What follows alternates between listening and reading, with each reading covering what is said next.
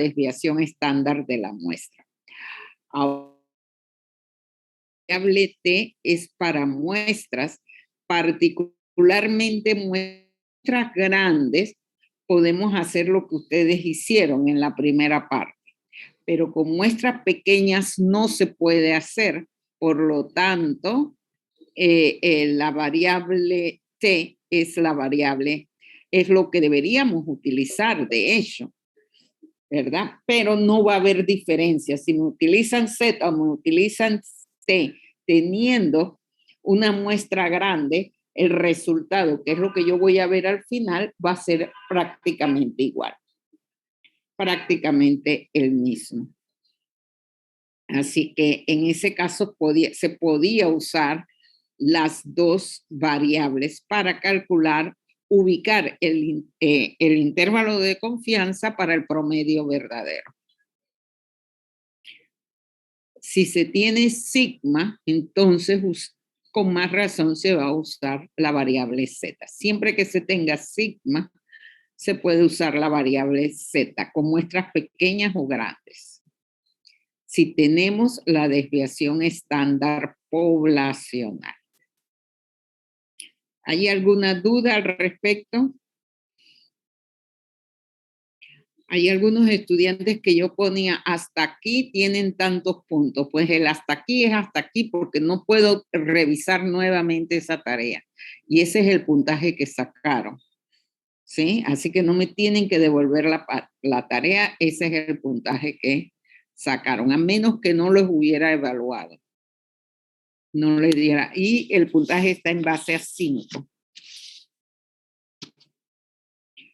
Bien, entonces voy a publicar nuevamente el registro de asistencia, el enlace para el registro de asistencia para que lo puedan tener. La asistencia está muy baja en el día de hoy, no sé. Voy a buscar mientras tanto. Tenemos que continuar, creo que con el módulo 3. Sobre distribución normal y especial.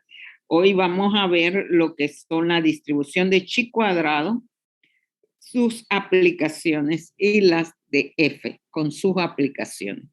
Estos temas vienen para el examen, que es el próximo, en el caso de ustedes sería el 18, no la otra semana, sino la de más arriba. La otra semana vamos a ver muestreos.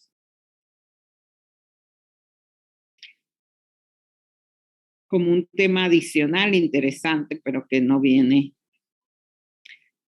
Ya la próxima semana podríamos comenzar con prueba de hipótesis, porque ese es más, y dejar muestreo.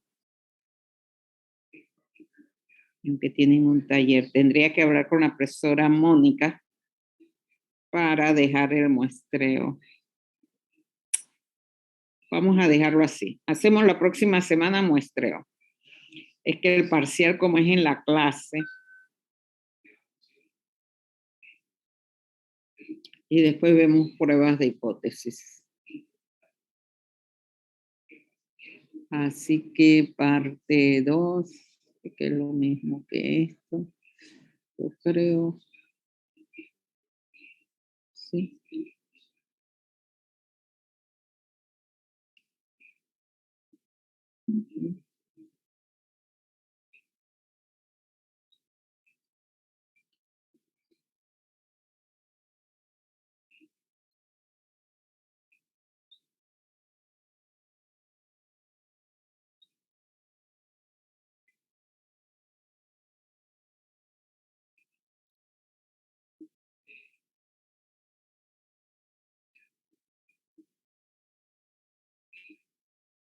Sí, deja ver.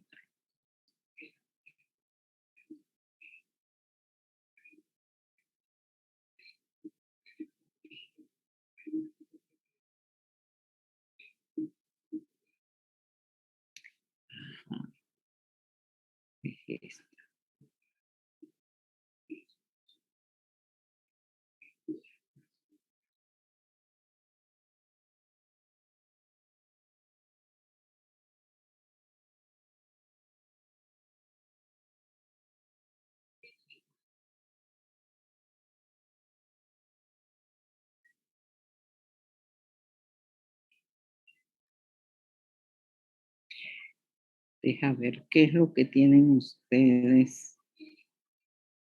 en las presentaciones. Trabajo en clase, cronograma, módulo 2, 3. Módulo 3. Ah, tiene la parte 2. Ok.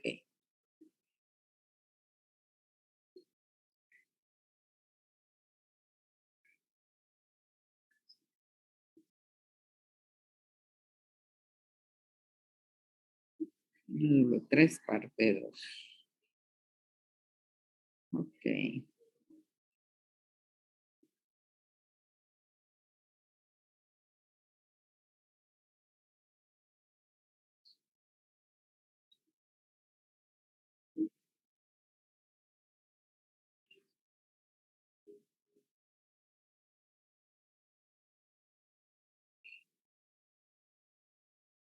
Ok.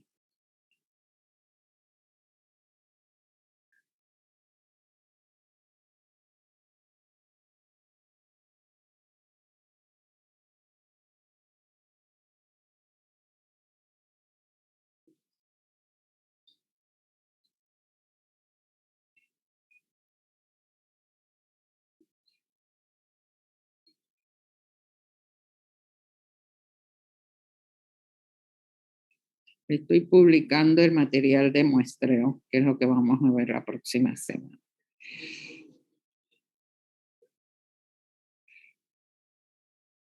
Ok, veamos qué tenemos. Vamos a cerrar aquí. Vamos a ver acá qué tengo. Puedo cerrar aquí. Y aquí tengo. Ok. Entonces no tengo más gente esperándome en sala, solamente hay 29. ¿Me pueden escuchar? Hello. Profesora, sí se escucha. Profesora. Ok. No solamente hay 29, no sé, 28 de 41. Así que no sé qué pasó con sus compañeros. Vamos a compartir ya la pantalla. A lo mejor pensaron que no iba a dar clase.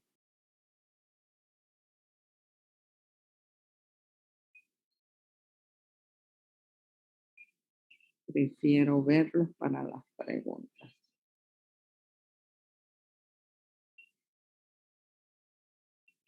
Okay.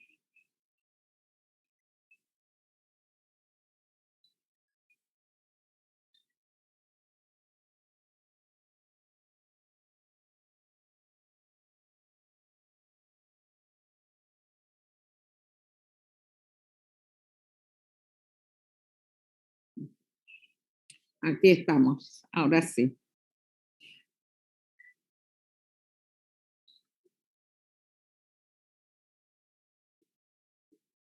Esta es la parte 2 del módulo 3. La parte 2 del módulo 3. ¿Ok? Si es que están viendo su presentación. Creo que también hay videos. No sé si se pueden descargar o no, porque a veces ese es el problema. Pero bueno, también hay videos ahí que lo pueden ver. Veamos que tenemos. Déjame subir esto aquí. Disculpen. Ah, ya la parte de la T ya la vimos, de la variable T y cómo sacar el intervalo de confianza con la variable T. Para muestras pequeñas, también puede ser usada para muestras grandes usando el valor de S, la desviación estándar, obviamente, de la muestra. Puede ser usada para muestras grandes o pequeñas, pero recuerden que para muestras grandes tienen también la alternativa y la diferencia no va a ser mucha. Eso es lo que debieron ver con la tarea, ¿verdad? El que no hizo la tarea completa no lo pudo comprobar, pero con muestras grandes pueden usar T, esta ecuación, la variable T, para sacar el intervalo de confianza para ubicar el promedio verdadero. Y pueden usar Z también reemplazando sigma por la desviación estándar de la muestra. Y eso se debe a lo siguiente. Si se fijan aquí, esta era la tabla de probabilidades con la variable t. ¿Tienen alguna pregunta sobre el uso de esta tabla?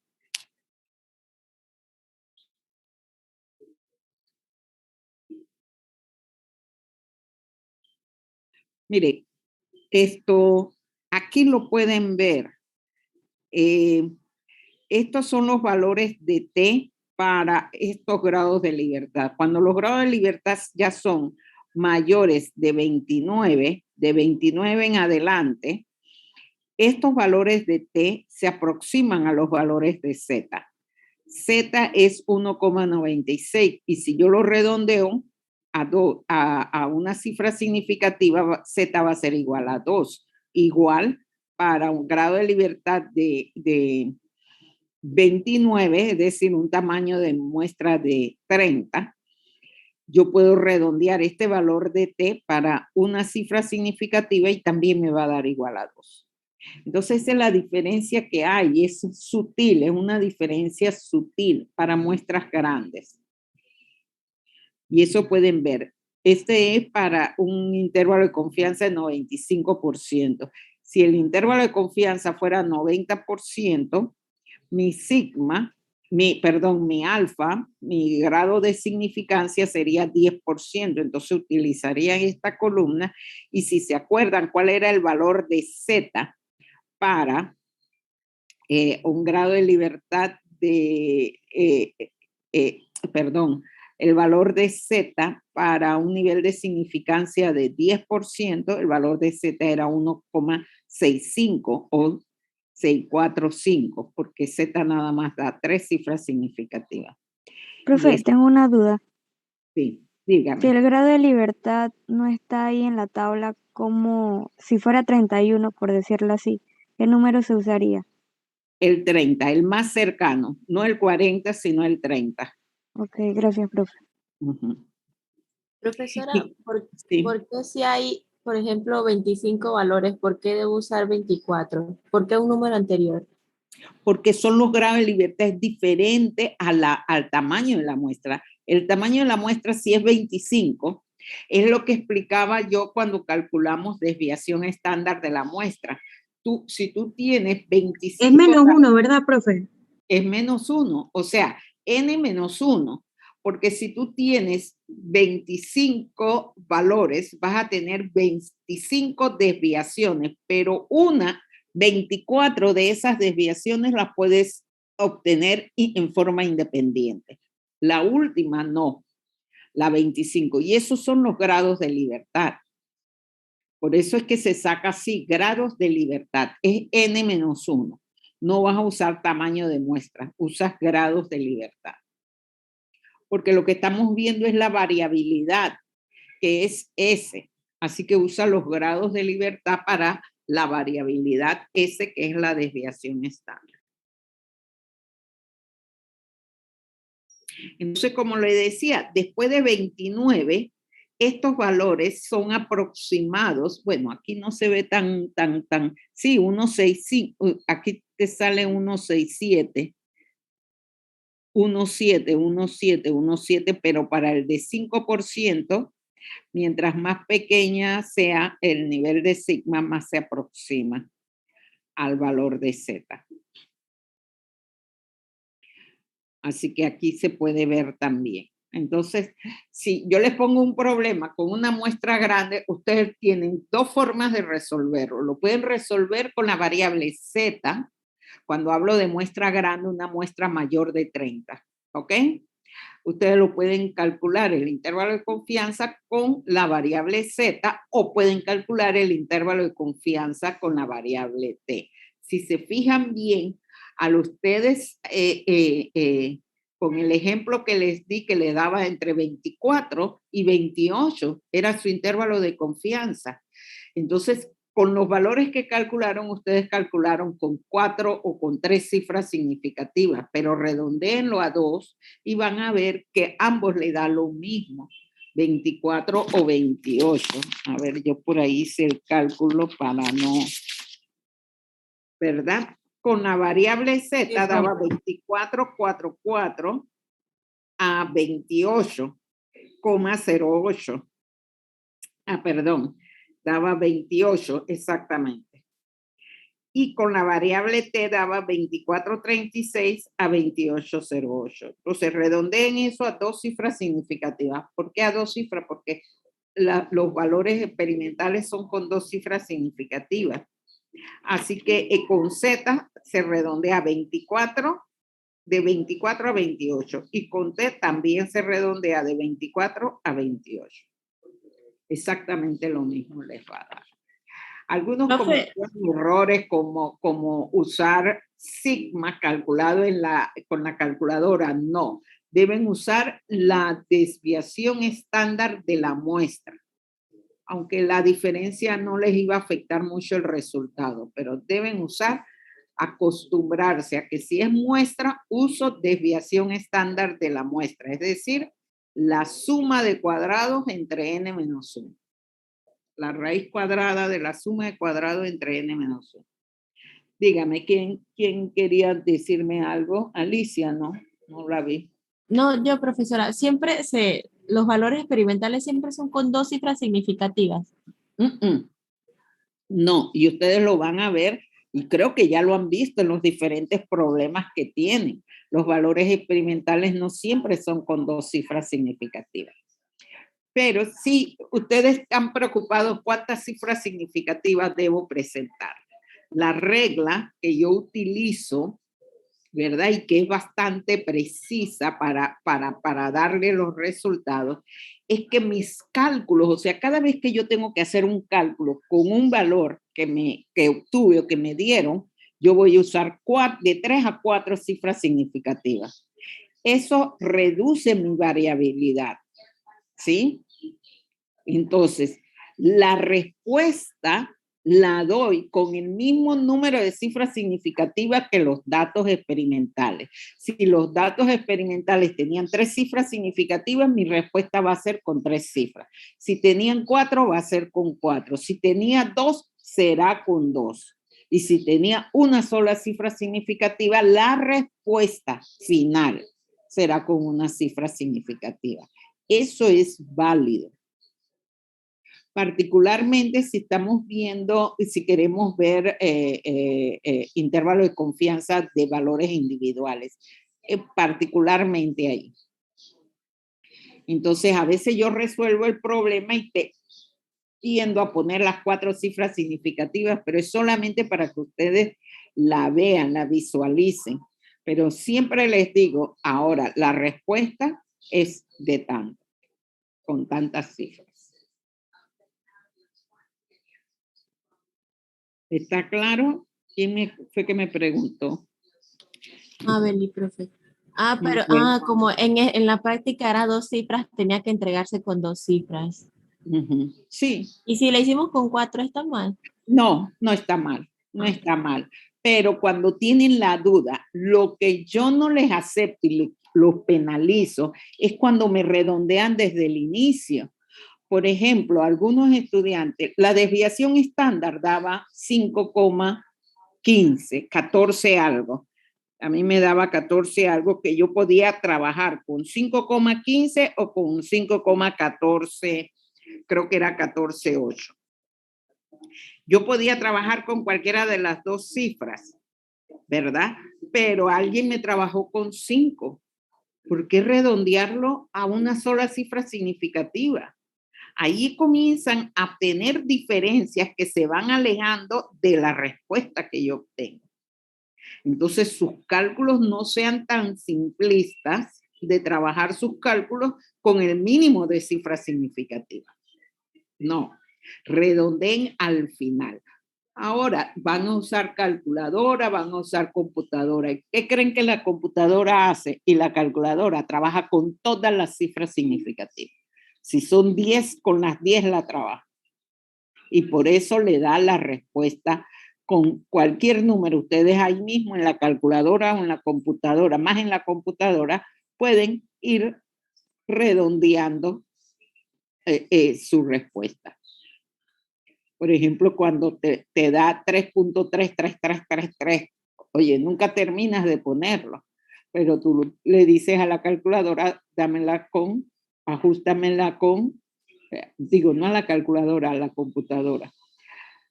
Con la calculadora no sé cómo no, yo creo que hay una forma también de hacerlo con la calculadora, pero bueno, eso depende de cada calculadora y de que ustedes sepan usar sus calculadoras.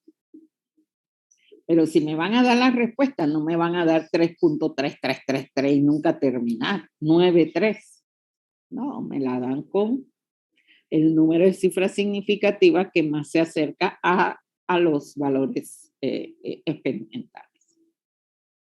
Al número de cifras significativas de los valores experimentales. Gracias, profe.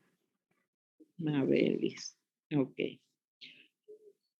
Bien, entonces ahora vamos a ver la distribución de F y la prueba de significación, que es una de las aplicaciones de esta distribución de valores F. F, al igual que Z y T, es una variable, pero en este caso F es la razón de las varianzas entre dos muestras, ¿verdad? Pero fíjese cómo es razón de varianza, entonces F no tiene un promedio de 0. La distribución de F es asimétrica, porque solamente va a tener valores positivos, no va a tener valores negativos. F es una variable que compara las varianzas de dos muestras o de una muestra con la población también, ¿verdad? Pero, y para encontrar un valor, calcular un valor de F, yo siempre voy a poner en el numerador la varianza más grande. El valor de F, ¿verdad? En el numerador yo voy a poner la varianza mayor y en el denominador la varianza menor. De tal suerte que F siempre va a tener no va a tener, va a tener valores incluso mayores de 1. Porque si son iguales las dos varianzas, F va a ser igual a 1. Ok, ¿qué significa esta nomenclatura que yo les pongo acá? F, como estoy comparando dos muestras, cada muestra tiene su desviación estándar o su varianza. Aquí tengo es varianza, S cuadrado. S a cuadrado de la muestra 1, S a cuadrado de la muestra 2. Donde la muestra 1 es la de mayor varianza. ¿Ok? Entonces, aquí califico que F es para N-1 y N-2, N sub 1 menos 1 y N sub 2 menos 1 grados de libertad. Porque como tengo dos muestras, entonces los tamaños de las muestras no siempre son iguales. Y aunque fueran iguales, siempre se debe identificar el valor de F que estoy calculando. ¿Por qué? Porque lo voy a comparar con un valor en la tabla. Y la tabla de valores de probabilidades de F, para obtener la tabla de valores de F, me la debe indicar para N sub 1 menos 1 y N sub 2 menos 1 grados de libertad. Entonces yo voy a comparar mi valor calculado con esta razón con un valor de una tabla de valores de F para cierta probabilidad o para un nivel de significancia determinado. Si el valor que yo calculo con esta forma, dividiendo la varianza de una muestra entre la varianza de la otra muestra, si ese sería mi valor calculado. Si ese valor calculado es mayor que el que yo obtengo en una tabla, entonces yo puedo decir que las muestras no tienen la misma varianza. Pero si ese valor calculado es igual o menor al valor obtenido en una tabla, entonces yo puedo decir que las muestras tienen la misma varianza. Eso significa rechazar la hipótesis nula que es una hipótesis de igualdad. Nulo significa que no hay diferencia entre las cosas que yo estoy comparando. En este caso, estoy comparando las varianzas de las muestras. Así que la hipótesis nula es que no hay, que las varianzas de las muestras son iguales.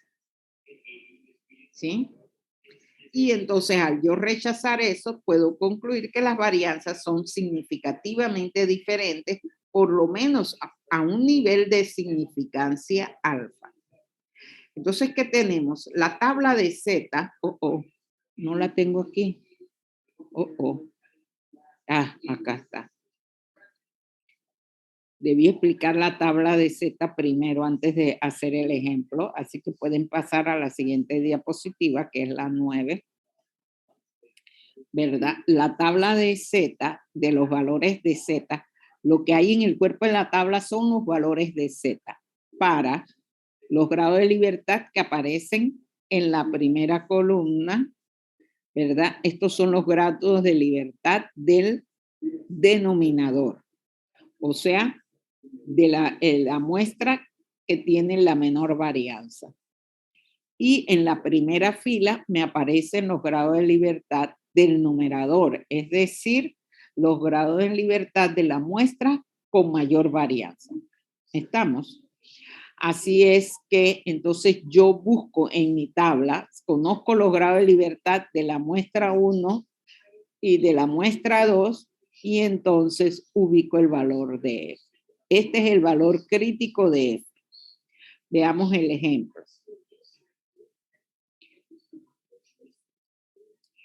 Con un ejemplo bastante sencillo, ¿verdad? Que también lo vamos a usar en las pruebas de hipótesis, porque estas pruebas de hipótesis, en la forma como se calcula la variable crítica va a depender del supuesto de que las muestras tienen igual varianza o que las muestras vienen de la misma población.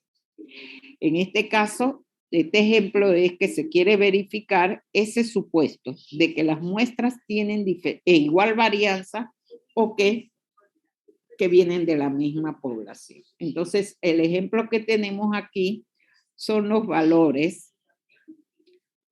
Estos son valores de que respectivamente cada uno de 2 lotes de cápsula de amobarbital y se determina esta cantidad de amobarbital, ¿verdad?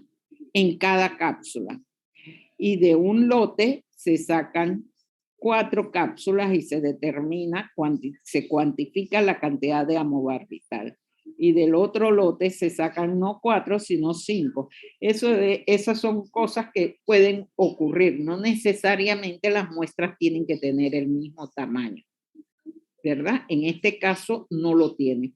Por eso es que aquí, antes de calcular el promedio y la desviación estándar, deben calcular N para verificar el tamaño de las muestras. Y porque con N calculan los grados de libertad. ¿Sí?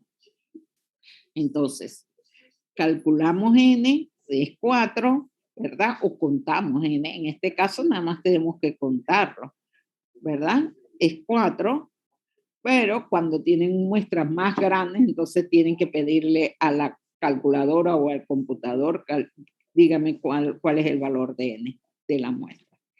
Esta X le falta la rayita arriba, es X barra, ¿sí?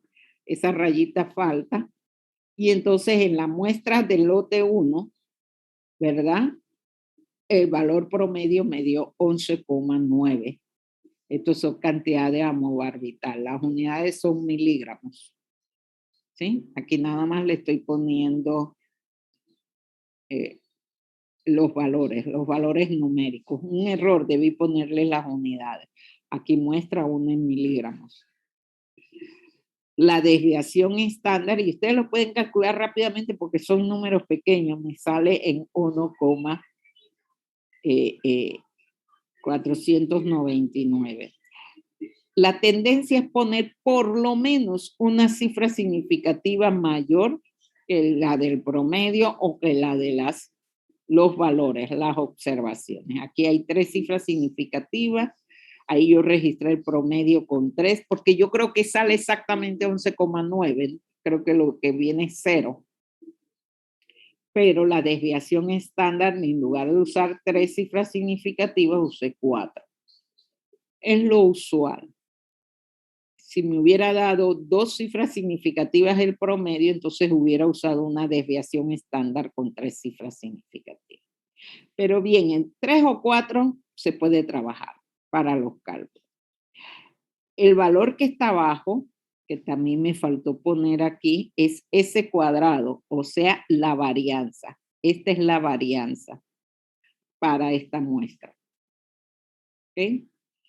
Entonces hago lo mismo con la muestra 2, promedio, desviación estándar, varianza. Aquí ponen varianza. Es bueno para hacer esta prueba que llaman prueba de significación o prueba de Fisher, necesitan registrar todo esto. ¿Por qué? Porque la decisión con la prueba de Fisher, yo voy a calcular mi F por la razón entre la muestra de mayor varianza entre la de menor varianza. ¿Cuál de las dos debe ir en el numerador? ¿La muestra 1 o la muestra 2? La muestra 1. La muestra 1 porque evidentemente es de mayor varianza. Una diferencia bastante grande. Ahora vamos a ver si esta diferencia grande es significativa o no. Así que yo voy a hacer entonces, voy a buscar cuál es el valor crítico. La muestra 1 tiene 4 observaciones y esa va en el numerador. Por lo tanto, los grados de libertad de la muestra 1 sería ¿cuánto? Alicia, ¿cuántos serían los grados de libertad de la muestra 1, la que va en el numerador? Sería 3, profe. ¿Y por qué dudas? ¿Cuál es la duda? Tienes 4 observaciones, tus grados de libertad son n-1. 4 menos 1 es 3. Estos son los grados de libertad que tú vas a colocar, buscar en el numerador. En el denominador, que es la muestra con menor varianza, tú tienes 5 observaciones.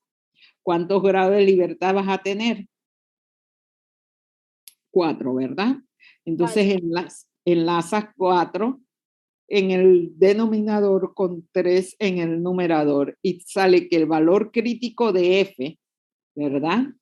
Para esta tabla es para un nivel de significancia uno solo, que es de 5%. Solamente. Para el nivel de significancia de 1% tengo otra tabla de valores de F. Para la de 10% tengo otra tabla de valores de F. Pero como para no usar tantas y como siempre, la mayoría de las veces, no siempre, trabajamos con niveles de significancia de 5%, entonces yo nada más le puse la tabla F para un nivel de significancia de 5%, alfa 0.05. Así que vamos a trabajar. Pero si yo le pongo un examen, otra tabla de alfa de 1%, entonces trabajarían con esa. Y verían ahí que los valores de F son diferentes. Entonces el valor crítico es 6,59. Yo no sé qué tengo acá. Profesora, en la última fila de las muestras era el cálculo de la varianza. Perdón. En las Sí, muestras. sí, que no decía nada. Esta que está aquí, 2.247 es la varianza, o sea que es este valor elevado al cuadrado. Ah, listo, profesora. Recuerden que la calculadora no les da la varianza, le da la desviación estándar. Entonces, si ustedes quieren la varianza, tienen que elevarla al cuadrado. Sería un error calcular F con las desviaciones estándares, no es lo mismo. Tienen que elevar la desviación estándar al cuadrado para calcular los valores de F. Aquí debería estar calculado el valor de F. Bueno, calcúlenme el valor de F, sería 2,240 y tantos, 47 entre porque eso es lo que tengo. Esta presentación aquí está incompleta. 2.247 entre 0.745. Eso me da 3,01. ¿Sí? Ese es el valor calculado de F. Entonces yo voy a comparar con mi tabla. Si el valor calculado es mayor que el valor de la tabla, entonces yo tengo que rechazar la hipótesis de que las varianzas son iguales. Si el valor calculado, que me dio en este caso 3,02, ¿verdad?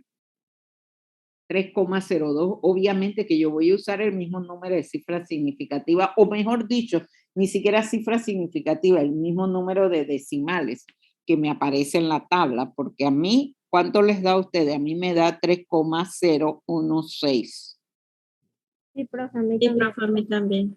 Ok, entonces yo voy a usar 3,02 como mi valor calculado, ¿sí? Mi valor calculado. Aquí este ejemplo es otro que está aquí abajo para F7 grado de libertad en el numerador y en el denominador. Este era otro ejemplo. Anyway, entonces, el valor que me dio es menor de 6,59. Entonces, ¿qué puedo concluir? Que las varianzas son iguales. Tendría que aceptar la hipótesis de que las varianzas son iguales, a pesar de la gran diferencia que ustedes pueden ver aquí. Y eso puede ocurrir cuando trabajas con muestras demasiado pequeñas. En la medida que tus muestras sean mayores, tú estás afinando mejor la distribución de tus valores.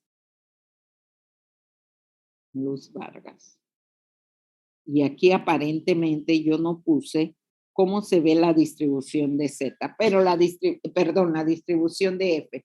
La distribución de F es la curva de distribución de F, de distribución de frecuencias de F, es una curva, no es simétrica, es asimétrica y tiene un sesgo positivo, o sea que va hacia valores extremos positivos.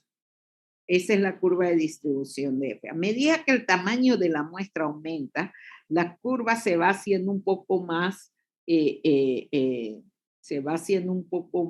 simétrica.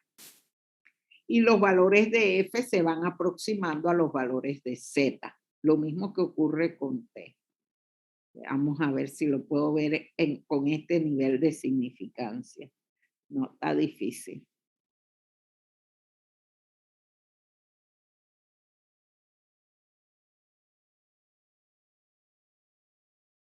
$1.96, ayúdenme aquí, $1.96, por aquí lo tengo, $1.96 por aquí. Pero es para grados de libertad bastante grandes. Fíjense que los valores de F son valores grandes para muestras pequeñas, pero a medida que el tamaño de la muestra, ya sea la del denominador o del numerador, aumenta, aquí está 1,96 para grados de libertad en el numerador 30 y grados de libertad en el denominador de 23. Pero también 1,96 tengo acá, cercano a 1,96 aquí. Este es más cercano, 1,95, 1,97. Pero ahí pueden ver que le salen diferentes, pero con muestras grandes, los valores de F se aproximan a los valores de Z. Pero eso no nos interesa porque no, o sea, es muy poco probable que trabaje con muestras tan grandes como esa. Igual están los valores de Z para ese tamaño de muestra. Profesora, entonces cuando los valores son mayor, el valor calculado es mayor al que me da la tabla, las varianzas no son iguales. No son iguales. Porque el principio es que si ese valor es mayor que el valor que te da la tabla, entonces tendrías que rechazar. ¿Dónde está? Si el valor, aquí está, si el valor calculado es mayor que el valor obtenido en la tabla, ese valor de la tabla le llamamos el valor crítico, ¿sí? ¿Verdad? Si ese valor que tú calculas con esta ecuación, S1 al cuadrado entre S2 al cuadrado, si ese valor calculado es mayor que el que obtienes en la tabla para un nivel de significancia y n-1, n sub 1 menos 1 y n sub 2 menos 1 grados de libertad, entonces vas a concluir, vas a rechazar la hipótesis de nulidad. Porque aquí yo pongo rechazar, porque para irlos acostumbrando a el lingo, la terminología que van a usar en las pruebas de hipótesis. En la prueba de hipótesis aceptamos o rechazamos la hipótesis de nulidad, o sea, H0, que dice que las cosas son iguales. Si rechazas que las cosas son iguales, entonces puedes concluir que hay diferencias significativas, por lo menos a un nivel de significancia alfa. Entonces, esa conclusión va a depender de tu nivel de significancia, ¿sí? A un nivel alfa. Entonces, por eso es que comienzo a plantearlo desde esta prueba, para que se Profesora, vayan acostumbrando. Dígame, tengo, Mabeli. sí, tengo una duda. Por ejemplo, en la práctica eran 32 datos y usted dijo que en los grados de libertad había que acercarse. Se podía usar 30, que es un Sí, grado es el menor. más cercano. El 30, para la variable t, el 30 es más cercano que 40. Se debía usar 30 como menor, porque eran 32 datos. Listo, profe, gracias. Ok. Entonces, esta prueba ustedes la van a repetir cuando hagan pruebas de hipótesis. Esta es una tarea, yo creo. Ok. Ay, Dios santo. Esta sí se la voy a poner porque llegué a acumular más de 100 correos al permitirles, que yo sí les había dicho, mándenmela por correo, pero es muy difícil de corregir. Y entre los dos cursos todavía tengo un dolor de cabeza. Así que esa tarea sí se las voy a poner, ¿verdad? Para que la hagan, junto con las que puedan salir de aquí de la distribución de chi cuadrado. Solamente explico. Esta es una aplicación de la prueba de F. Fíjense que lo pueden aplicar no solamente con los cálculos de cantidad o de concentración. Aquí esto es para mercadeo, el que quiere entrar al área de mercadeo, ¿verdad? Se reportó, Colin es un agente de venta de una distribuidora de medicamentos y reporta que la tasa media, o sea, el promedio de ventas del medicamento, eso de tasa media, porque lo obtuve de una fuente de España. Que le gusta usar esos términos. A mí me gusta usar medio o promedio, pero bueno, es lo mismo. Si sabes lo que estás hablando, es lo mismo. La tasa media de ventas del medicamento Cerebrin en 10 farmacias de su sector había sido de 120 unidades por semana. Por semana él vende 120 unidades, con una desviación estándar de 5,9 unidades. Ese es para, bueno, este es el promedio, este no es el tamaño. Ah, no, este es el tamaño. El tamaño es 10 farmacias, discúlpenme. En 10 farmacias él hizo ese análisis y encontró entre esas 10 farmacias un promedio de 120 con una desviación estándar de 5,9. Obviamente es una muestra pequeña. En otro sector, en 8 farmacias, el promedio había sido de 100 unidades con esta desviación estándar, ¿sí? Así que ahora tienes otra muestra de tamaño 8 con un promedio de 100 y una desviación estándar de 10,8. para un nivel de significancia de 0.05 se puede concluir que existen diferencias. Entonces ahí es donde ustedes tienen, primero identificar qué información le están dando, para que no vayan a decir que el tamaño de la muestra es 120. Ese es el promedio, ¿sí? Y 5,9 es la desviación estándar. Entonces tienen que hacer la prueba de F, pueden hacer para ver si hay diferencias o no. Las diferencias se van a basar en diferencias si existen o no de la variabilidad. Si las variabilidades o las varianzas resultan ser significativamente diferentes, entonces podemos concluir que hay diferencias en la venta de medicamentos en ambos sectores. O sea, que un vendedor mantiene promedios de venta más estrechos, más unificados entre sí, y el otro no. El otro se despierta un día con un gran número de ventas y el otro día no trabaja. Entonces no tiene venta, tiene una gran variabilidad. De eso se trata y ver cómo se aplica entonces esa prueba de F, la prueba de Fisher, en este análisis para poder decir este vendedor es bueno o es malo o los dos son iguales. Los dos son iguales de lentos cuando venden bien, es a veces la actitud del panameño, si le va bien el taxista en esta semana, entonces descansa la próxima semana. No quiero insultar a mis compatriotas, pero eso es lo que pasa en muchos casos. Bien, veamos la chi cuadrado. ¿Qué es chi cuadrado? Esta es otra variable normalizada al igual que t y z y f. Chi cuadrado, y se lee así chi, porque esta es la letra griega, esa X así como latina, es una letra griega y se lee chi, chi al cuadrado. Es una distribución de probabilidades que se derivan de la suma de cuadrados de variables continuas con distribución normal. Derivadas de la suma de cuadrados, acuérdense que es suma de cuadrados, comienza en la suma de las diferencias, del cuadrado de las diferencias de la observación con relación al promedio.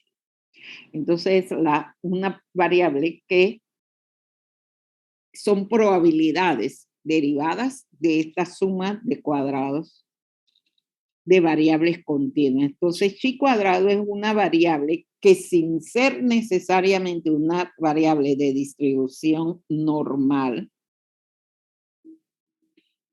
o sea, no es una variable con una distribución simétrica, ¿verdad? Entonces, pero sí se deriva de variables que tienen una distribución normal. Algo similar a S, a F y a T. T, bueno, T puede venir de variables con distribución que no sean normales. Entonces, chi cuadrado no es simétrica porque solamente puede tener valores positivos. También va a depender de los grados de libertad. Pero en este caso no es n-1, no es el tamaño de la muestra. N en este caso viene a ser las categorías que estoy comparando y lo van a ver ahora. Fue un error de mi parte poner aquí n-1, debí poner k-1. Y se utiliza para investigar diferencias entre proporciones de muestras que son independientes. ¿Cómo se calcula el chi cuadrado? El chi cuadrado va a ser igual a la sumatoria de las frecuencias observadas menos la frecuencia esperada elevada al cuadrado. La suma de cuadrados dividido entre la frecuencia esperada. Así se calcula el valor chi cuadrado que se va a comparar con los valores de chi cuadrado de una tabla. Yo creo que lo puse aquí. Ajá, aquí está la tabla de chi cuadrado.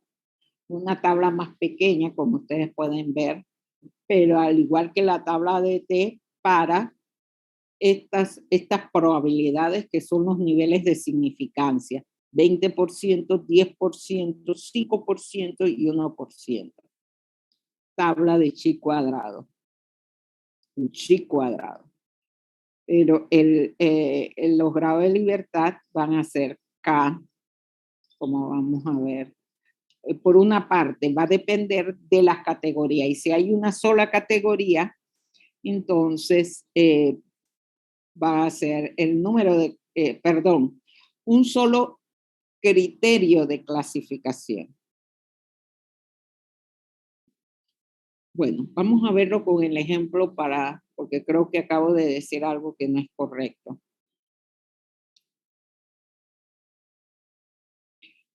Va a depender de los criterios de clasificación. Entonces, estos son las tablas. Esta es una tabla más pequeña. La prueba de chi cuadrado, esta es la ecuación. La suma de las frecuencias observadas, FO, menos frecuencia esperada, FE, elevado al cuadrado, dividido entre la frecuencia esperada. Los grados de libertad se calculan K, es el número de categorías o clases. K, el número de categorías o clases.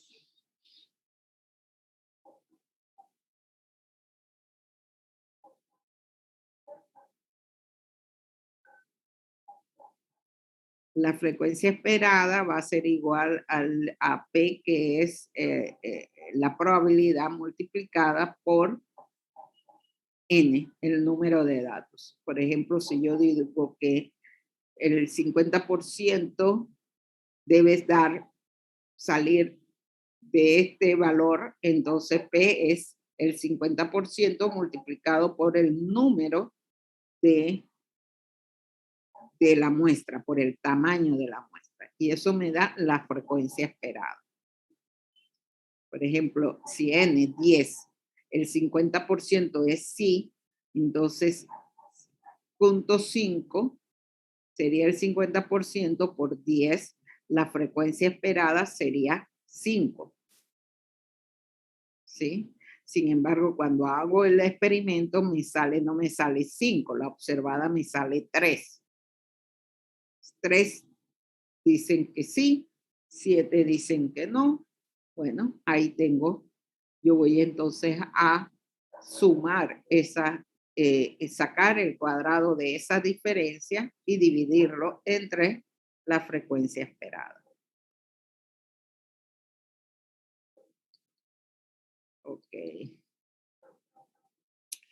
La prueba de chi cuadrado hay de diferentes tipos. Las más, aunque esencialmente hay dos procedimientos para calcular el chi cuadrado, ¿verdad?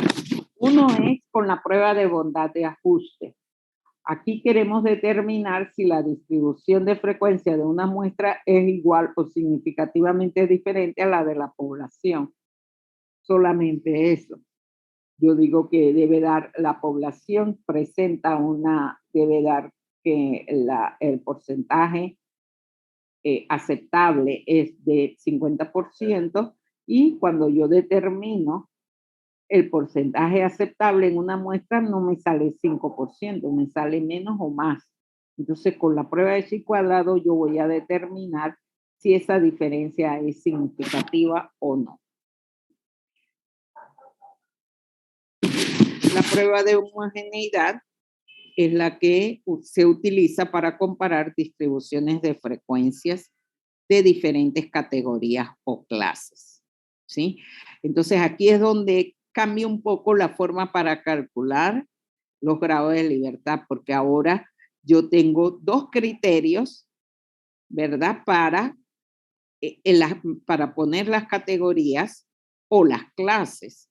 Tengo dos criterios, así que mis grados de libertad van a depender de el número de categorías en cada criterio. Veamos la más sencilla, que es la prueba de bondad de ajuste.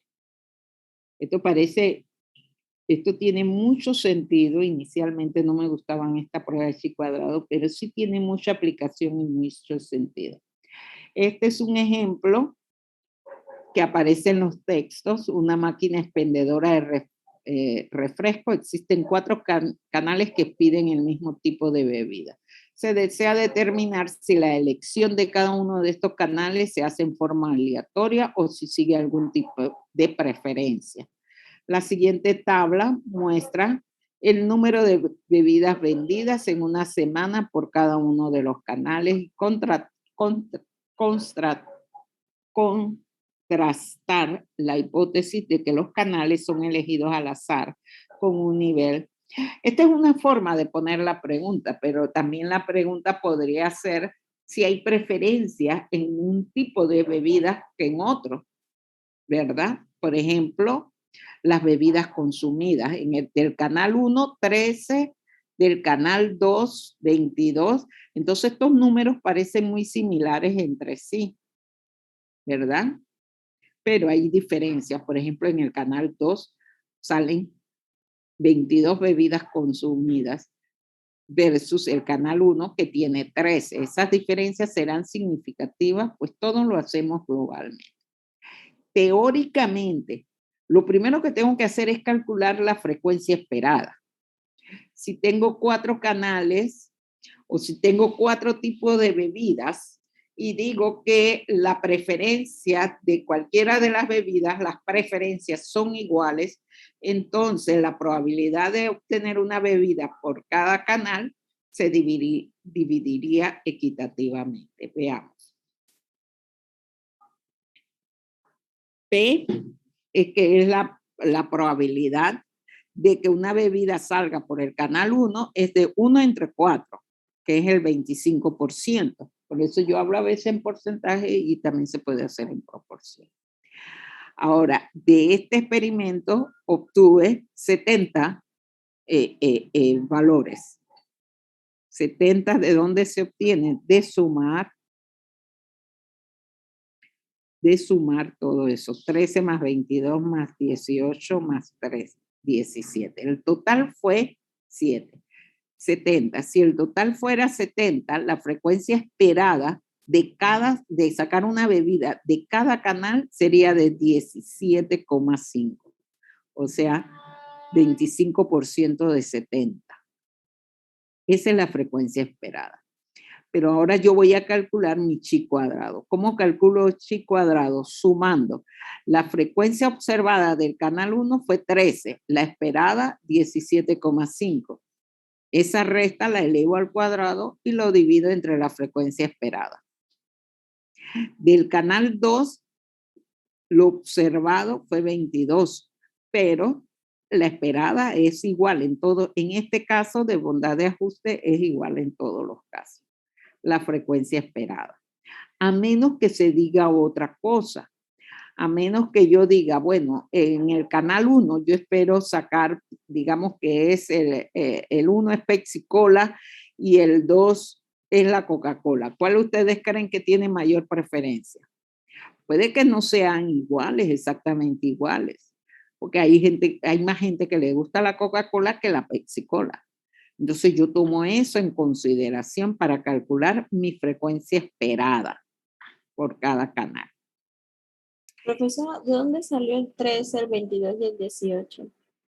Eso fue lo que obtuve de cada canal. Fíjate en la tabla aquí. 3 el número de bebidas consumidas del canal 1, 22, 18 y 17 son el número de bebidas consumidas o que salen de cada canal de dispensación. Listo, profesor. Pero en teoría lo esperado es que salieran de cada uno 17,5. Eso era lo esperado.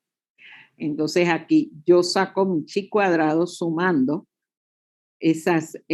haciendo esta suma de cuadrados normalizada obviamente por la frecuencia esperada. Y eso me da 2.32428.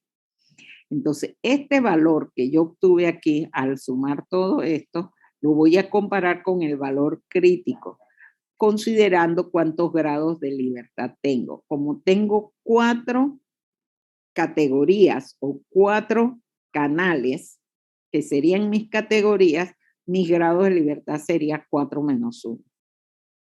No 70 menos 1, no es n menos 1, es el número de categorías o canales en el caso de este problema. Entonces sería 4 menos 1. Eso me da, cuando voy a la tabla y lo veo, yo para 4 menos 1, por ejemplo, 4 grados de libertad para un nivel de significancia de 5%, me da 9,49. Perdón, 3 grados de libertad. 4 menos 1 sería 3 grados de libertad. Ya yo estaba pensando que me había equivocado de nuevo. Para un nivel de significancia de 5% sería 7,82. ¿Qué pasó? Que el valor calculado me dio menor que eso. Y al darme un valor menor que el valor crítico, no podemos rechazar la hipótesis de nulidad. Quiere decir que realmente la preferencia de los canales es igual, aunque me haya dado diferentes valores. Entonces yo digo que no hay diferencia en cuanto a la preferencia de ser elegido por cada uno de esos canales. Que las diferencias, hay diferencias, pero las diferencias que estoy observando, que son 13 versus 22 versus 28 versus 27, esas diferencias no son significativas, ¿verdad? Hay diferencias, siempre va a haber diferencias. Aquí el punto es si es o no significativo. Bien, vamos a hacer una prueba de homogeneidad. En este caso, prestar atención a lo siguiente. Esta prueba tiene las siguientes características. De antemano, 2 o más poblaciones se identifican y de cada una se extrae una muestra independiente. Los individuos u objetos de la muestra se colocan en categorías apropiadas a las variables de interés, pero ahora yo tengo 2 poblaciones independientes. El cálculo de frecuencia esperada en la celda se basa en el fundamento de que si las poblaciones son homogéneas, porque ahora tengo 2, como se señaló en la hipótesis nula, entonces la mejor estimación de la probabilidad de que un individuo o un objeto caiga en una categoría particular de la variable puede obtenerse juntando los datos de la muestra. Vamos paso a paso. Por ejemplo, yo tengo 2 poblaciones. Las poblaciones las voy a identificar como piezas defectuosas y piezas no defectuosas o correctas. Pero tengo 3 distribuidores. En este ejemplo estamos interesados en determinar la fiabilidad de un componente informático dependiendo del proveedor que lo suministra. Por lo que se tomó una muestra de 100 componentes de cada uno de los 3 distribuidores para comprobar el número de piezas defectuosas de los lotes. ¿Qué es lo que yo tengo? Tengo 2 criterios para clasificar ahora. No solamente voy a ver las piezas defectuosas, también voy a ver el número de piezas no defectuosas o correctas. ¿Sí? Obviamente se complementan estos, pero no siempre va a ser así. Yo tengo 100 componentes. 6 salieron defectuosas en el distribuidor 1 y 94 salieron bien. En el distribuidor 2, 24 salieron defectuosas y el resto salió bien. En el distribuidor 3, 19 y el resto bien. En total, yo voy a sumar las filas, tengo 300 datos, ¿sí? Donde 49 salieron defectuosas y 251 salieron bien, ¿ok? Entonces, ¿cómo yo calculo la frecuencia esperada? La frecuencia esperada para piezas defectuosas sería igual al número total de piezas defectuosas multiplicado por el número total de cada distribuidor. En este caso coinciden en todos es 100. Así que para esta columna, la frecuencia esperada en esta columna, porque todos tienen el mismo número en las filas, entonces sería igual a 16.3. Y la frecuencia esperada para las piezas no defectuosas o las correctas sería igual a 83, yo multiplico el número de el total de la columna por el total de la fila y lo divido entre el gran total. Aquí me da esto 300 y 300. Y eso me da la frecuencia esperada para las columnas que van a ser iguales. Entonces, cuando yo voy a calcular chi cuadrado, por ejemplo, la frecuencia observada para el distribuidor 1 es 6. Así que sería 6 menos 16 de piezas defectuosas elevado al cuadrado y dividido entre 16,33. ¿Sí? Y asimismo, para el distribuidor 2 sería 24 menos 16,33 dividido entre elevado al cuadrado y dividido entre 16,33. Aquí lo tienen, ¿verdad? 6 menos 16,33 al cuadrado dividido entre 16,33. Para el distribuidor 2, la frecuencia esperada es la misma que para el distribuidor 1. En todos los casos de piezas defectuosas, la frecuencia esperada va a ser igual. ¿Sí? Y aquí 19. Y luego para piezas correctas también yo lo voy a sacar, esa diferencia, la suma de cuadrados. Sería 94 menos, pero ahora la frecuencia esperada para piezas correctas es de 83,66. Elevado al cuadrado y dividido entre 83,66. Y así lo voy a hacer para cada distribuidor y al total, y luego sumo todas estas estoy sumando todas estas suma de cuadrados y me va a dar 8,9364. Ahora bien, ¿cuántos grados de libertad yo voy a tener y cómo los calculo? Los grados de libertad va a ser igual a el número de categorías menos 1 menos el número de poblaciones que yo estoy comparando menos 1. En este caso, pueden ponerlo como el número de filas menos 1, 3 menos 1, multiplicado por el número de columnas menos 1. Fila menos 1 por, no sumo, por columna menos 1. Entonces sería 3 menos 1, 2 por 2 menos 1, que es 1, 2 por 1, 2. Entonces yo busco para estos 2 grados de libertad y un nivel de significancia de 5%, también yo busco el valor crítico en la tabla.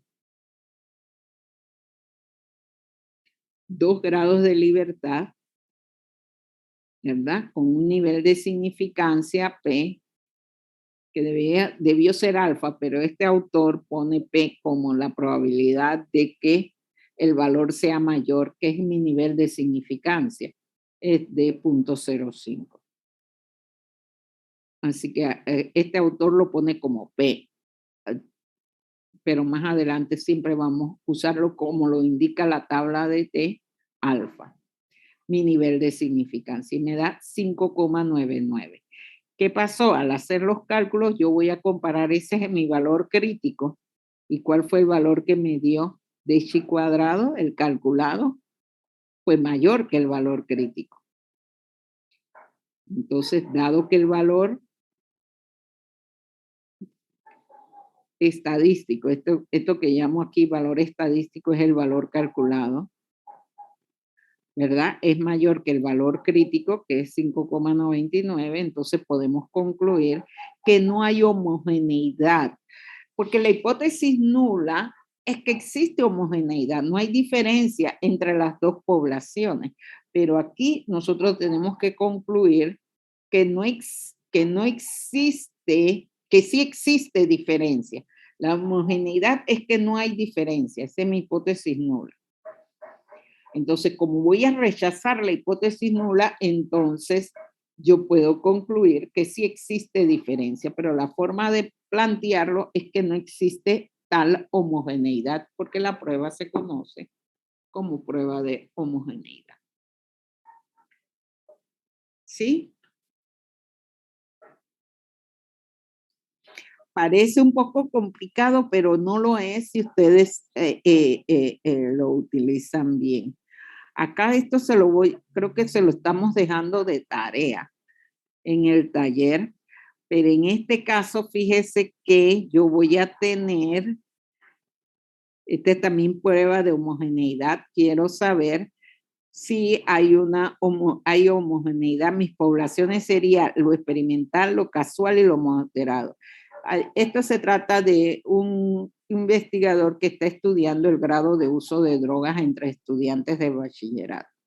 Entonces le hace una encuesta que habían declarado ser adictos estos estudiantes a la droga, a los medicamentos, a las drogas. Se tomaron una muestra de 150 estudiantes y se dividieron. Aquí está. Perdón, la muestra no fue de 150. En este caso, la cantidad total de estudiantes se presentaron 4 categorías. Estudiantes del primer ciclo, del segundo, tercero y el último ciclo, como del primer año. Y los estudiantes del primer año, en este caso, fíjense que las filas no dan el mismo valor, como en el caso del ejemplo anterior. Entonces hay que tener cuidado cuando yo voy a sacar la frecuencia esperada. Estos valores que están aquí son las frecuencias observadas, ¿verdad? Y yo lo voy a sacar de esa forma. Ok.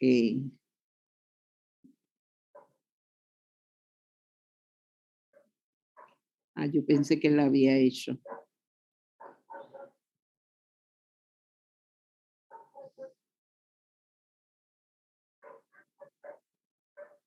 Yo pensé que le había resuelto aquí el problema. No, se la puse de tarea. Bueno, yo quiero que ustedes piensen en eso. Ya saben cómo tenemos que calcular frecuencia esperada.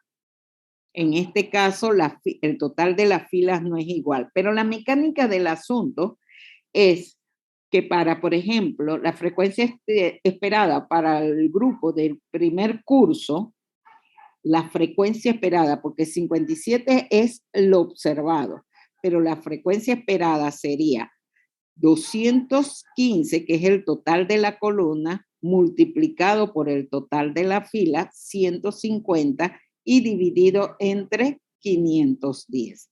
Esa es la frecuencia esperada para el curso, el primer curso, para los estudiantes de primer año, ¿sí?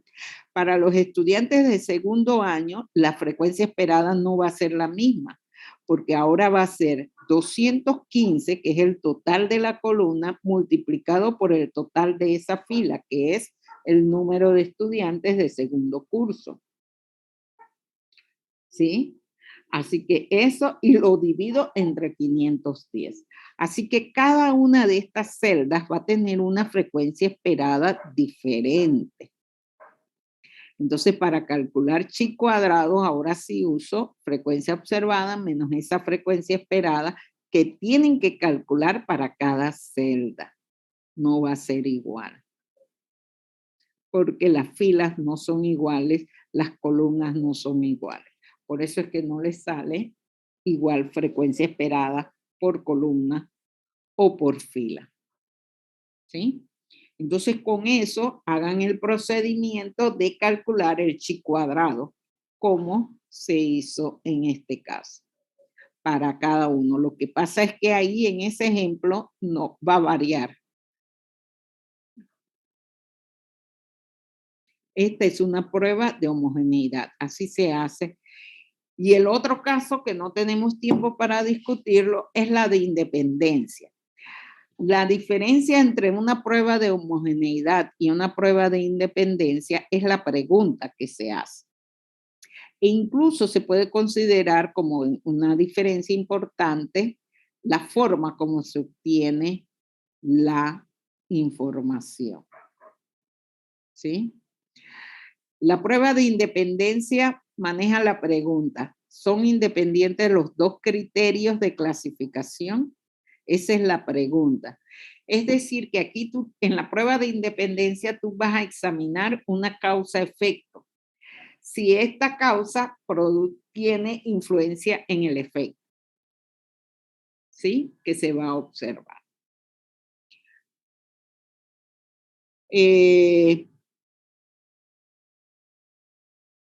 La prueba de homogeneidad trata la pregunta, las muestras extraídas de dos poblaciones homogéneas con respecto a algún las muestras extraídas, son de poblaciones homogéneas, ¿verdad?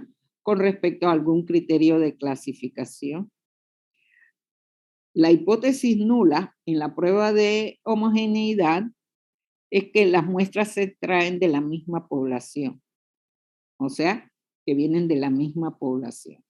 Si el valor calculado es mayor que el crítico, entonces tenemos que rechazar esa hipótesis nula. Pero el mecanismo, en el caso de la prueba de independencia, mi hipótesis nula es que los criterios de clasificación son independientes.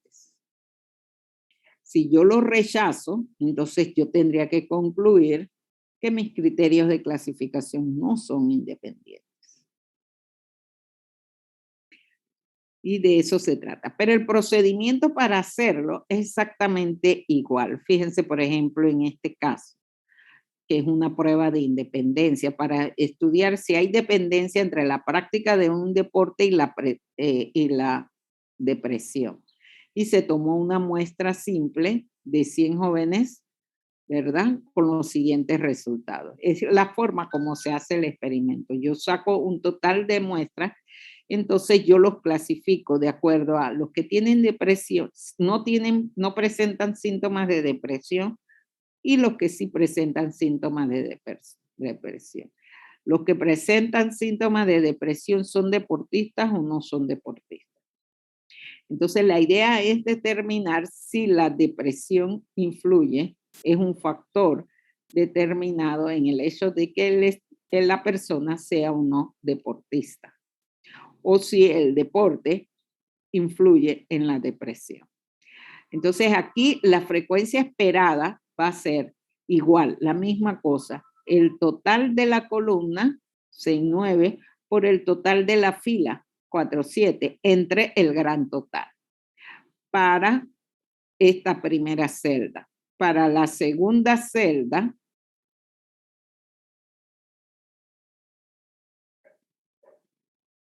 no deportista sería el total de la columna, que es 69, por el total de la fila, que es 53, entre 100.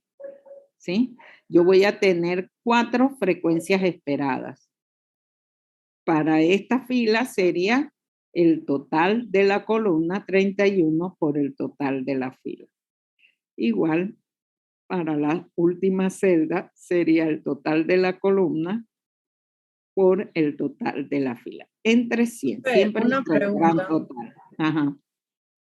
En esa que aparece 31 por 47, ¿no debería ser 38 por 47? ¿O estoy equivocada? No, estás equivocada. No. Aquí, para deportista, para esta celda, la frecuencia esperada sería el total de la columna, que es 31, por el total de la fila, que es 47. 9 es el valor observado, la frecuencia observada, ¿sí?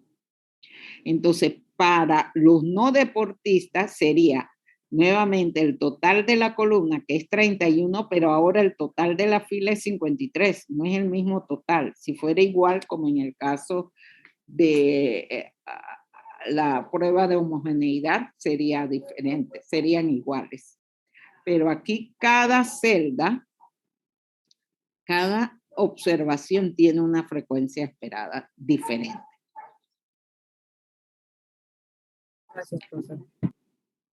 ¿Sí? Entonces, si lo manejamos así mecanísticamente, siempre total de columna por total de la fila entre el gran total, ahí pueden saber. Lo que sí tienen que estar claro a qué celda corresponde. Por ejemplo, esta, la primera, ¿a qué celda corresponde? ¿A la de deportista sin depresión o deportista con depresión? Esta primera frecuencia esperada. Deportista Sin depresión. sin depresión, profe. Exactamente. Eso es lo que tienen que tener claro. Entonces lo pueden poner al lado los valores para tenerlo un poco, a crear una columna. Yo, por ejemplo, tengo acá, no, ahí no. Yo creo que es que yo oculté algunas diapositivas. Profesora, ¿podría mostrarnos nuevamente cuál es la tarea? Que no la ubiqué bien. La tarea, la primera es hacer, hay varios problemas que van a hacer. La de F es la misma tarea que le va a poner la profesora Mónica.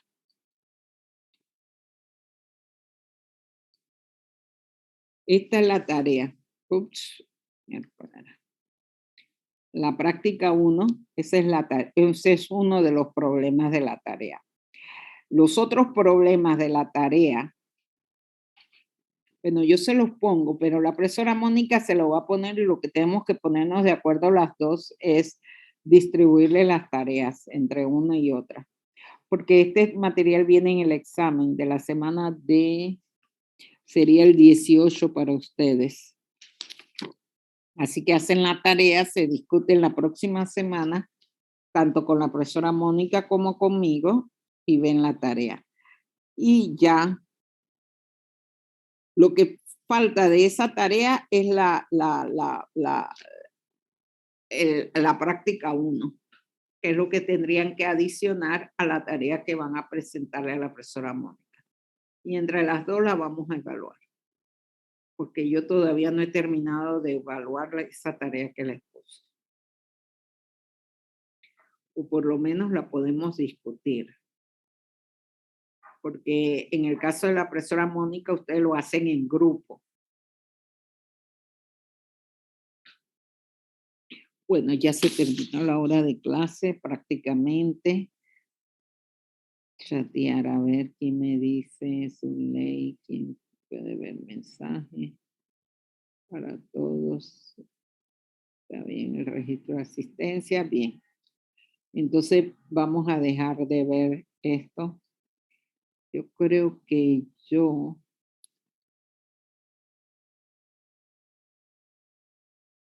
sí.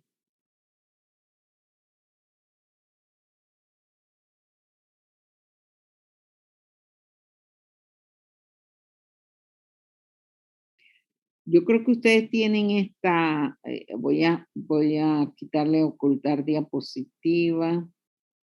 Ocultar diapositiva. Es que la había ocultado.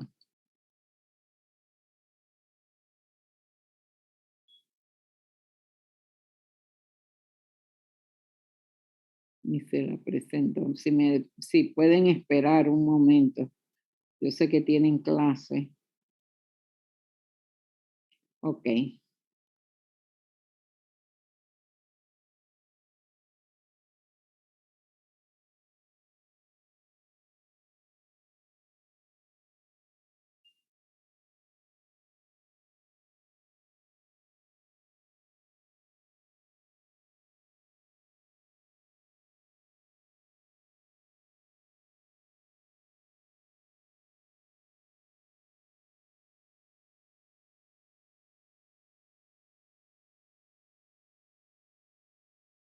Aquí está, la práctica 2.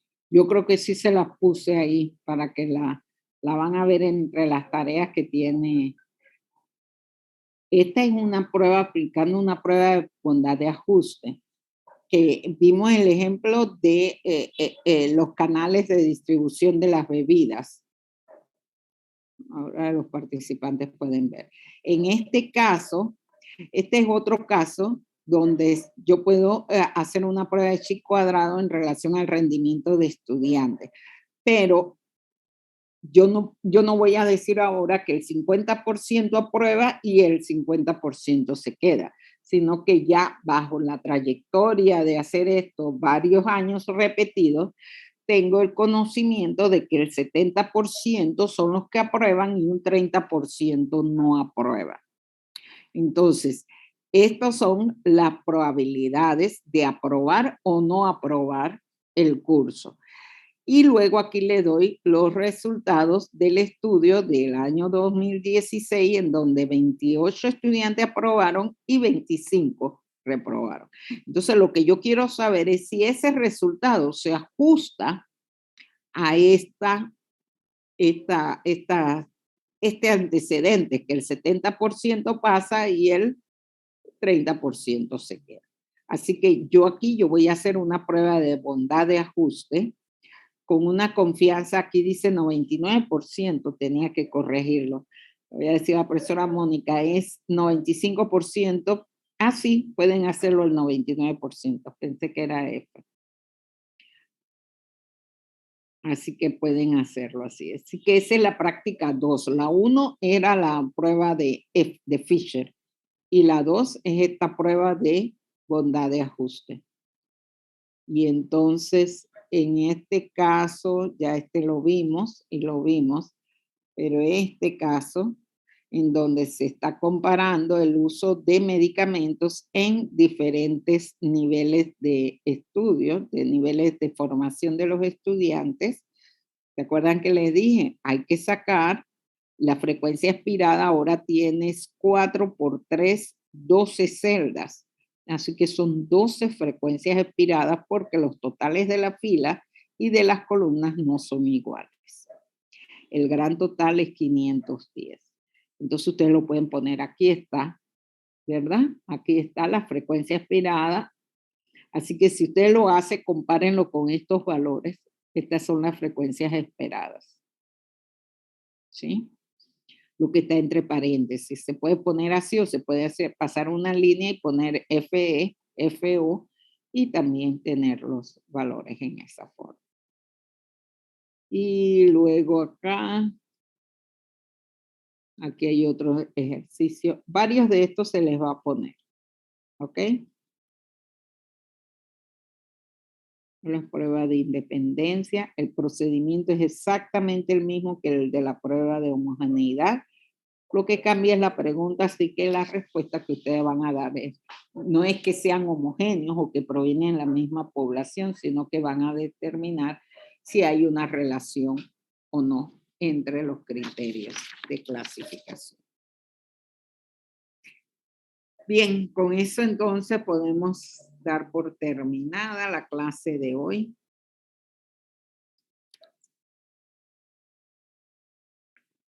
Profesora, y la que era de unas farmacias que el promedio era 120, ese no. Sí, eso también, ese está, creo que ese está en la, yo creo que yo se puse, déjame ver la tarea que yo le mandé a la profesora. Si no, entonces se la agrego. Ahí N era las 10 farmacias, profe. Exacto, N era las 10 farmacias. Listo. Profesora, y si hay por ejemplo, que no hay grados de libertad, ya están como en decena, 40, 50. Cuando es 45 datos, ¿qué grado de libertad uso? ¿El de 40? El más cercano. Si es el de 40, usas el de 40. Pero si es el de 50, pero te vas a dar cuenta de que los valores son muy similares. Puedes usar cualquiera de los dos o sacar el promedio.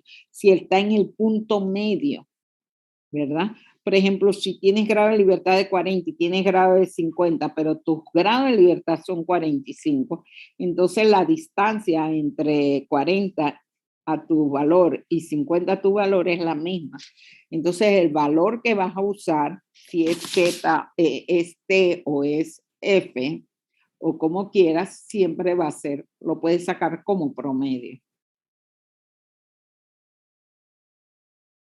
A ver, no lo veo. ¿Cómo así, profe? No entendí bien. Pero no debe ser uno menos. Yo pensé que así. No. Yo estoy hablando de que 40 o 50 son los grados de libertad. Los grados de libertad es N-1. Para que tú tengas 40 grados de libertad debe ser que tu tamaño de muestra era 41. Y si tengo unas muestras de 45, ¿qué grado de libertad uso? Si tu tamaño de muestra es 41, tu grado de libertad es 40. Si tu tamaño de muestra es 40, tu grado de libertad es 39. Y mi tamaño de muestra es 45. ¿Cómo sería mi grado de libertad? Bueno, ¿cuánto sería? ¿Cuánto sería tu grado de libertad? Si tu muestra es de 45.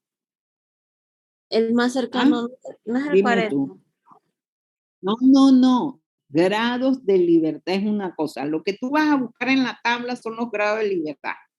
Pero para tú sacar tu grado de libertad, tú tienes que restar al número total, que es 40. Me dijiste que era 45, ¿verdad? Si tu tamaño de muestra es 45, ¿cuántos son tus grados de libertad? 44. Ok, está bien. Entonces vas a usar lo más cercano que aparece en la tabla. Si no aparece 44 y aparece 45, pero es porque vas a usar lo más cercano que aparece en la tabla. Si aparece 40 y aparece 50, lo más cercano a 44 es 50. Lo más cercano es que no escucho bien. Lo más cercano, si tu grado de libertad es 44 y la tabla solamente tiene 40 y tiene 50, ¿qué es lo más cercano a 44? 40. Bueno, ahí está tu respuesta. ¿Ves que la puedes sacar sin Gracias, ayuda? profesora. Ahí está tu Es que esa era mi duda, no respuesta. sabía si era más allá o más acá. Gracias, profesora. Es la más cercana. Sí. Y si son Ok. 49 y los grados son 48, ahí se utilizaría 50, porque es el más cercano. Sí, es el más cercano. Sí. Es que como es n-1, yo pensé que siempre debía ser menor. Y así es, y si fuera 48, yo pensé que debía ser menor y por eso debe ser 40. Pero ya entendí que es el más cercano. Es Gracias. el más cercano al valor que a ti te da. Mabel. Ok, y ya los demás supongo que se habrán ido a su clase, así que yo voy a cerrar entonces el fin de la clase.